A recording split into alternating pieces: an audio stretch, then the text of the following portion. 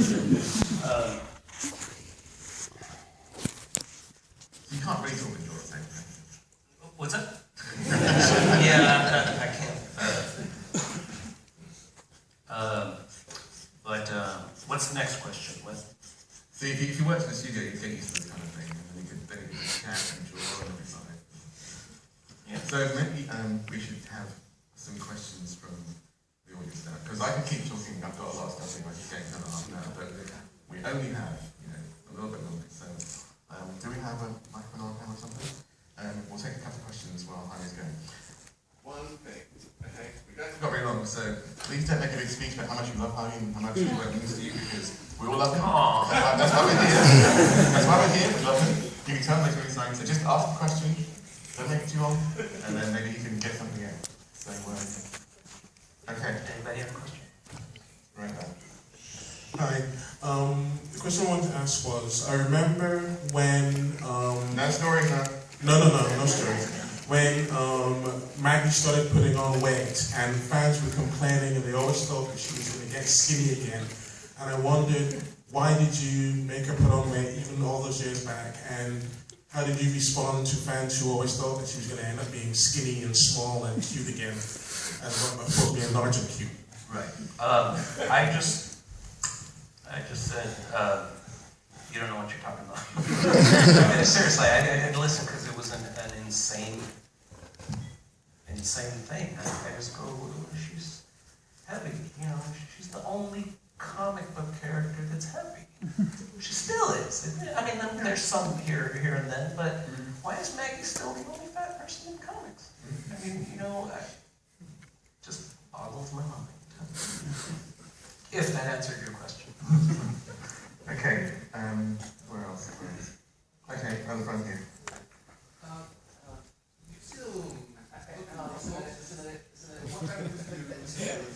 I just wanted to ask, are you still going to rock concerts, or are you too old, or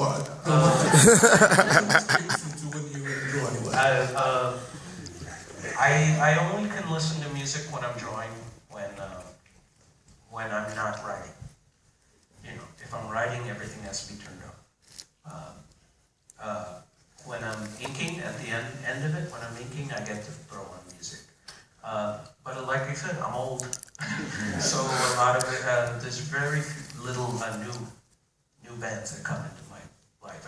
Like once every 5 years, I'll go, oh, I like this band, and then, but I'll only like that band, and they'll go, oh, you like this band? Do you like this other band? I'll go, no, I like that. So, I've kind of lost that drive that I used to have, that youthful, going to the record store and finding that gem, and this looks cool. Oh man, look at that cover. Oh man, I gotta know what this sounds like. I don't have that anymore. I mean, maybe I should. Do I go to rock concerts anymore? Not that much, really.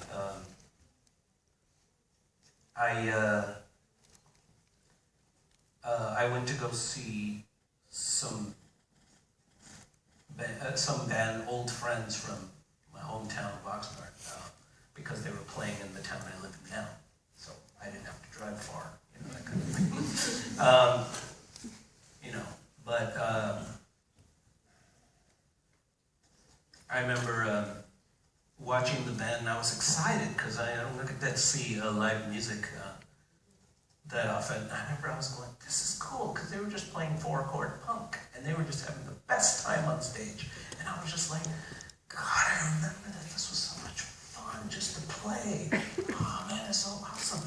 And then I was talking to my younger brother who's been in bands, and he was talking, and I was just going, God, I gotta get started. I gotta get friends together. Oops. And he goes, yeah, but you gotta remember something, man. He goes, old people don't like to practice. And I go, what are you talking about? This is great. He goes, I've been in 3 bands in the last 3 months, and I quit because they wanted to practice all the time. And And I just went, and I go, that's right, because the few times I have tried to get music together with a friend, say, you know, like, hey, let's get something started. We've had 2 practices, and they're like, I gotta go pick up my daughter. You know? And, oh, this weekend I'm taking the family to whatever. But, so, it's hard for me. What do I listen to? The past, see, it lasts for years. The past couple of years, it took me a long time, but I got into Big Star. Does anyone know who Big Star is? Alex Chilton, the Fox Tops. Anyway, and they're one of those bands that artists love them, but no one else knew who they were. I also came across a band that I really liked, and they just came out of the, caught me by surprise. Was a band that I think they're a New York band called Clap Your Hands, Say Yeah. And I really got into them, and that was the one that people kept going, oh, you like them? Then you should like this band. And I was like, I don't have time for that. Anyway, and so, you know, and then once in a while I'll go like, you know, well, I never gave this band a try. Like, back in punk days, I only heard of one Saints song, the Saints, you know, from Australia. You know, stuff like that. So every once in a while, but it's rare. I hate to say it. The music thing isn't so there. I'm listening to a lot of old Mata Hoople records that I liked when I was 14, you know, stuff like that. So, anyway, next question. Who's got Mike? Who's got Mike? Who's got Mike?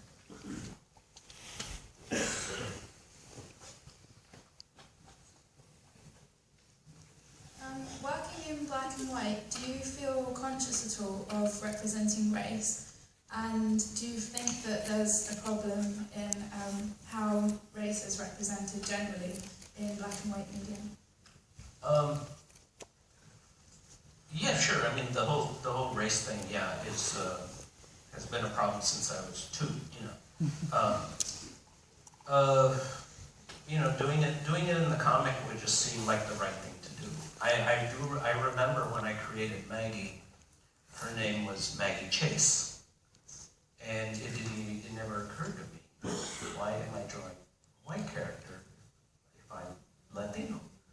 And then one day, even Gilbert, we just both went, why aren't our characters Hispanic? Why don't we draw about what we know? And stuff like that. And then luckily we thought about that before the comic started. So, but yeah, you know, at the time didn't see any of that, any Latino stuff, and Southern California was all Malibu and the beach to most people in the world. So we just felt our duty, you know, let's show them what our life is like, and you know, and people, it was a good response and stuff like that. If I think there's a problem, I think, I still think there's not enough ethnic comics out there with ethnic characters and stuff like that. But you know, in this black and white comic world, it's pretty much the artist is doing what they want to do, and they're doing what they know. Most cartoonists in the United States, alternate cartoonists, are white, so they're writing about white people. It frustrates me sometimes, like, well, why don't you guys just think of a black character? Or just, it's easy. It's easy. Just make this character a different color. And you don't have to change their personality. The color takes care of it. They know, you know, what it is. And so that's a little frustrating, but you know, you can't tell them you should do comics about. You should put these different colored characters in there, because these are people with their own agenda, you know. But I just wish there was more, you know. So, yes. Okay.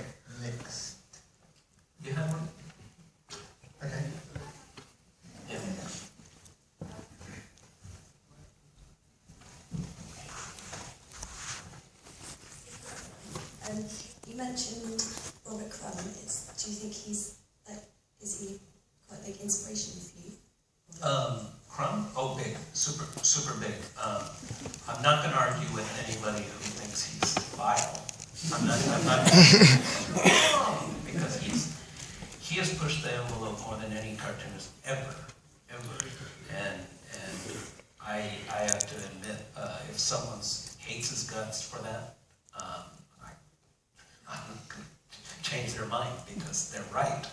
You know, but no, as far as Crumb is the only artist I can think of that drew comic, that draws his approach to comics early on in his early Zap period. Is the only cartoonist I know that drew the same approach as when I was 5 years old drawing comics. It's just a stream of consciousness. I'm just going to do a story about this goofy guy walking down the street and he falls down on his face and that's the end. You know, and it's just so, there's something just so pure comics about that for me. And then the next story will be about kids hanging out and nothing happens because they're just kids hanging out, playing.